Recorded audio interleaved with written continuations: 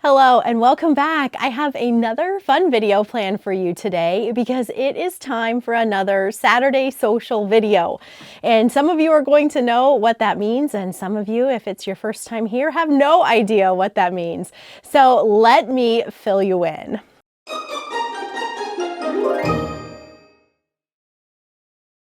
Saturday Sewcial is a fun event that has just kicked off last year.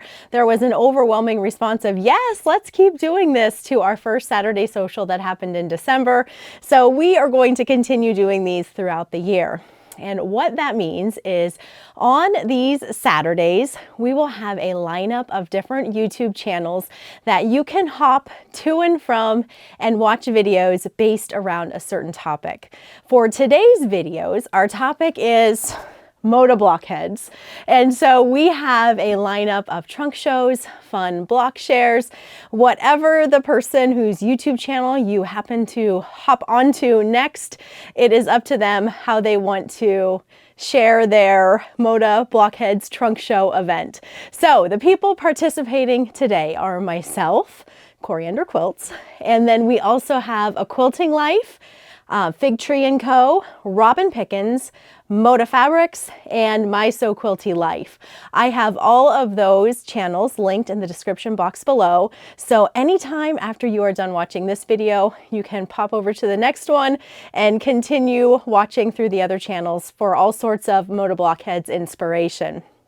For those of you new to my channel, my name is Cori Yoder of Coriander Quilts. I design fabrics for Moda Fabrics, and I also have a line of quilting patterns under my company name, Coriander Quilts. And I have participated in all 5 rounds of Moda Blockheads so far. If you're not familiar with Moda Blockheads, it is a sew-along sponsored by Moda Fabrics. We are in round 5, so that means this is the 5th quilt that we are working on together. And as I am sharing my quilts in this trunk show, I will be sure and link to block information, book information, so that if there are any quilts that you see here that you weren't familiar with, or blocks that you see that you might like to make, you have that information in the description box below this video. I am going to start with my round 1 quilt. Round 1 was the only round that I participated in, but did not design a block for. After round 1, all of the subsequent rounds, I have had the fun of designing one or more of the quilt blocks. And this is just such a fun sew along. And it is always wonderful sewing along with quilting friends. If you're here, you probably know that the online quilting world is such a great one. And this is sure a fun quilt along that we get to participate in. So you can see here, I've got my stack of quilts, starting with oldest first. I'm going to hang this one up behind me so that we can see it a little bit better and start chatting about this fun trunk show. This is my round 1 quilt. All of the blocks in this quilt are 6-inch blocks. Some of my favorite blocks in this quilt are the applique blocks. I am going to show you those up close because I think they're so cute. And for this quilt, I used mostly my fabrics. It's a scrappy mix of my different fabric lines, but I also added just a few different ones from some different designers as well. And it is a palette that you see me using pretty often. If you're familiar with my fabrics, I always love this warm sherbety palette, and I think it turned out so pretty. The sashing is just cornerstones, and I think it just perfectly frames out those blocks. Let's take a look at that a little bit closer. Here is what this quilt looks like up close. You can see one of the little applique blocks right here. Here is another one. This adorable little pumpkin up top. I really do enjoy applique. It was probably one of the first techniques that I started employing when I started making quilts, and so I still like doing it. I don't do it as often as I used to, just because I find I don't always have as much time as I would like, but I always love what applique adds to a quilt. A little basket block, I think. Yes. I thought there was one more down here yet too. This has just a little bit of applique here. So all in all, a very happy, fun quilt. The quilting pattern on this quilt is an orange peel, which is a quilting pattern that I find myself using pretty often. I always like a nice traditional quilting design for most of my quilts. Oh, I missed this little guy over here. That's so cute. All of these blocks are now in a book that is available to purchase. It has been for several years, so I'll make sure and link to that if any of these blocks strike your fancy and you want to try making this quilt for yourself. It sure was a fun one to piece. Now, behind me, I have my round 2 quilt, which similar color palette. Like I said, you see me using this palette pretty often, those warm, sherbety colors, but quite a different feel to this quilt. The round 2 quilt featured quilt blocks in lots of different sizes. As you can see, this block up here is a very large block in comparison to some of these smaller blocks here. So this quilt has a wide assortment of quilt blocks, which made this round really fun because we got to piece lots of different quilt block sizes. I do want to show you the quilting on this one up close as well. For the quilting on this round 2 quilt, it is a clamshell, another quilting design that I think works really beautifully on a lot of quilts. For this one, I used all of my fabrics, but I also mixed in a nice variety of solid fabrics that coordinated. And this is actually a panel from one of my I was going to say first lines of fabric, but I think it was probably maybe around line number 10 or so, sunny side up. I had a panel in that line, so that is from that fabric line. And I used also quite a bit of this dark gray. I love using a dark gray with this palette that I enjoy using. I always think it sets off these colors so nicely. And I use warm grays as opposed to cooler grays. So I always like the way those blocks turn out. I really like that block. And over here, isn't that pineapple so cute? I think that's adorable. Over here, well, as we're going past this block, this is another favorite block of mine. I fussy cut that center out and think that turned out so cute. That fabric is from my Lulu Lane line of fabric. Sometimes when I look at these fabrics from past lines, it's kind of like visiting with an old friend. They are fabrics that I haven't used recently, and it's always fun to see them popping up. I think this little block with all of these solids is really pretty. This aqua fabric here is from Prairie, my very first line of fabric. That came out in 2014, I believe. Over here we have some more of the solids mixed together with this little plus print. That was from my Strawberry Jam line of fabric, and that makes a really nice background. Let's see what else we have tucked down here.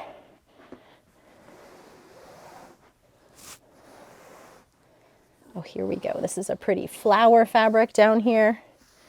This one right here. Oh, we're getting a little crooked. There we go. And then another big block over here on this corner. Look at that big guy.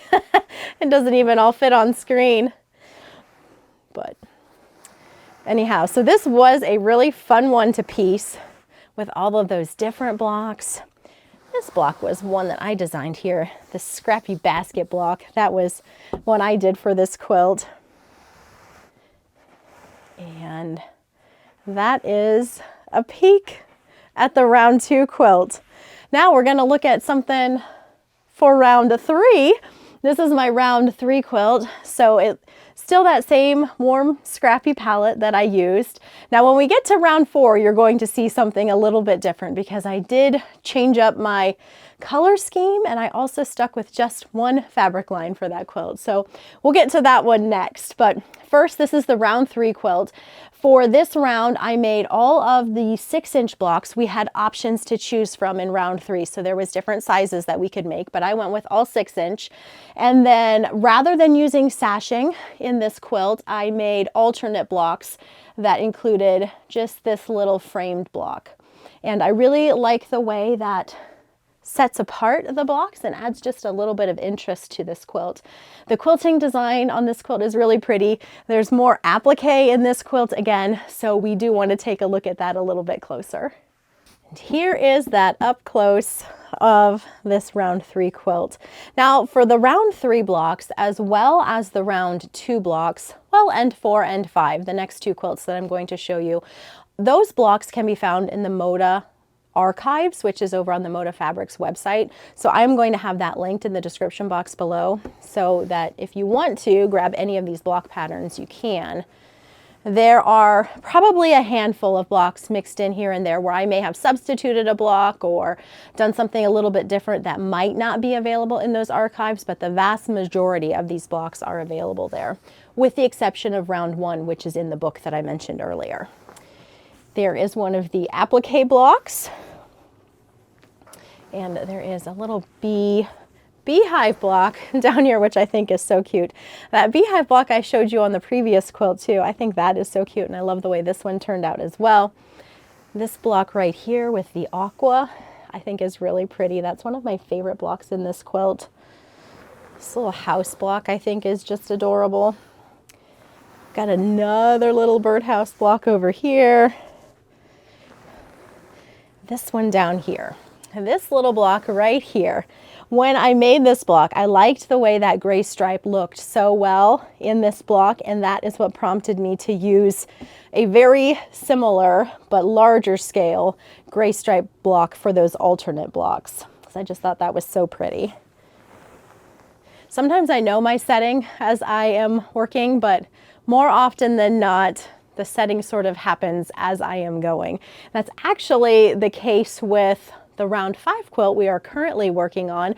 I think I have finally nearly settled on my setting for the blocks that we're making right now. So I'm going to be sharing what my current plan is at the end of this video. So if you're wondering how I'm setting my blocks, or maybe you are wondering how you're going to be setting your own blocks, make sure to watch to the end. It might be something that you would want to do as well.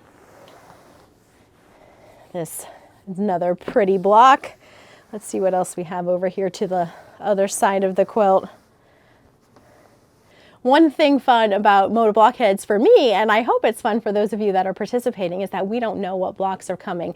We as the designers get a little bit of advance notice because we need time to get our blocks made ahead of time, but not that far ahead of time. And so it's always fun to see what the other designers have come up with, and then to have the fun of sewing them up with all of you guys is just a real treat.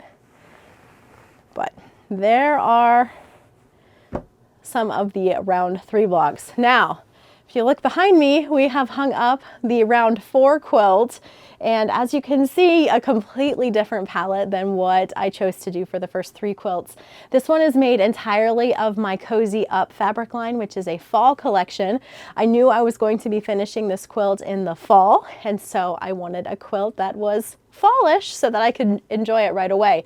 And enjoy it right away we did, because this is the quilt that gets the most use of any of these quilts. I backed it in a minky fabric, and we keep it on our basement couch, and it gets used a lot. As you can probably tell, it's got a lot of good crinkle going on, and it is a cozy quilt.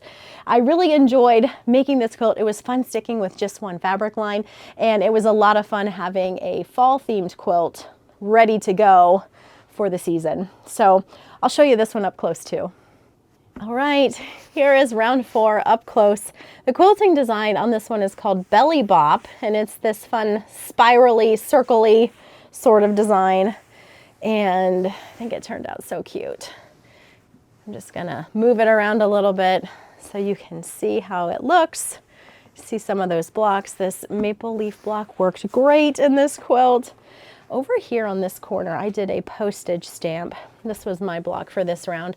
I don't always remember which blocks I did for the different rounds. I'd have to really go look and think, but I know this is the one I did for this one. But here are some of the others. I'm gonna flip it and show you the back too, because like I said, it is minky and it's a really cozy quilt. So here's what the back looks like, just this pretty warm. It's not the same shade, this is more of a brown, whereas I used a warm gray fabric for my sashing here, but still just nice fall sort of color and so cozy. I get asked when I mention minky pretty often if I like to use batting, and yes, I do like to use a batting. Just a low loft lightweight batting would be my preference. If you opt not to use batting, which is certainly an option, your quilting will not show up as nicely on the front. So just something to keep in mind if you prefer not to have batting. Putting batting with minky and especially if you have a lot of piecing on your quilt, does make for a heavier quilt, which you might like, but you might prefer not to have a heavy quilt. So you can certainly opt not to use batting. Another thing that people might choose to do in lieu of using batting is to use a piece of flannel. I know that I have heard people doing that. I have used flannel with flannel backing, so a layer of flannel and then flannel for backing, but I haven't done it with minky before, but I know that other quilters do sometimes choose to do that as an option. So just something to think about if you're using minky. But that is kind of an overview of this quilt. As you can see, a very loved quilt. We use this one so much. The quilts that I make that I back with minky are for sure the ones we use the most often. I love having them on our quilts. I love having them on our beds, on our couches, and they just make for a cozy quilt. All right, so that wraps up the 4 quilts that I have completed so far for Moda Blockheads, but I want to share with you the quilt blocks that we're working on right now. So we're in round 5. Actually, the second part of round 5 just kicked off on Wednesday. If you're watching this on Saturday, just a couple days ago. And so we made 10 blocks to start with, and now we are working on another 30 blocks. And I'm going to show the blocks I've made so far, and I also want to show my potential layout, my setting, as I had mentioned, and show you the fabrics that I'm using for this round too. So this round, I am opting to use a mix of fabrics, half my own and half Ann Sutton's of Bunny Hill. And the palette that I am working with is this sort of palette right here. So these are my Peachy Keen fabrics. These 2 quilts are made using my Peachy Keen fabrics, which are in quilt shops right now. And Ann Sutton has a line of blue and white fabrics called Blueberry Delight, which is also in quilt shops right now. So I am mixing the 2 of those together for my blocks for this round. And I just keep them kind of stored on my cutting table as I am working on these blocks. And so I just grabbed my little piles and brought them down. I don't know exactly how many fat quarters I have here. I started with 2 fat quarter bundles, but I am not using all of the fabrics from either bundle. I just picked out the fabrics that I liked best from the 2. Peachy Keen has, you can see some greens in it, more grays in it. I didn't use any of those from Peachy Keen. And then obviously when you're working with smaller blocks, I'm doing the 6-inch blocks for this round, you have to keep in mind scale. If you choose prints that are too big, they're a little bit harder to work with when you are cutting things smaller. So choosing smaller scale is going to be a nice thing to think about when you are choosing fabrics for smaller piecing. Even this scale here, I have to be pretty thoughtful with about where I use this, where I cut when I'm cutting my pieces. So anyhow, you get the idea. These are just blues, a little bit of the corals in there that I'm mixing in, but that's the palette. So those 2 fabric lines again were Peachy Keen and Blueberry Delight. I'm gonna put these out of the way, and then I'll show you my blocks I've made so far, including the block that we just made on Wednesday from Sherry McConnell of A Quilting Life. Got that block right there on top.